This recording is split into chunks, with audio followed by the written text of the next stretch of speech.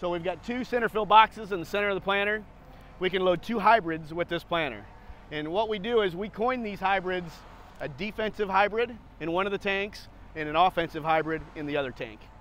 So right now we're limited to 2 hybrids, but it's a lot better than what we've got with just picking and choosing maybe 1 or 2 and planting them across the whole farm. One other way to think about it is, think if you've got 2 farms in your farming operation. You've got one farm over here, beautiful farm, yield's really good, and you've got another farm 10 miles down the road that's not so good, tougher soils.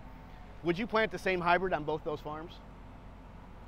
Probably not. So the same concept applies. We're going to take those same soil types, we're going to put them in one field. And so again, would you plant the same hybrid on all those soil types? I don't want to. I want to make sure that the hybrid is appropriate for every single management zone that we set up. So that's where we have to start with multi-hybrid corn planting. We've got to go into the field and create spatial management zones. We got to find those soil types that don't yield as good. And then we got to find those soil types that generally are giving us the highest yield. And we have to treat them differently within the field. And so what we start off with is just placing the right hybrid for every single acre. The important things we wanted to do in 14 was, number 1, single row multi-hybrid capability.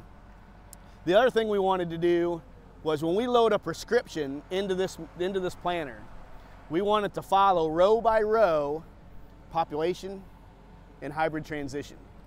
So most farmers are familiar with clutching activity. When you do your end rows, you make that as applied pass. Then when you plant the long rows, you come across it and the planter will clutch on and off so it doesn't overplant. Same concept applies in the field while we're doing hybrid transitions. The planter is simply not all on or off. We go row by row transitions in the field.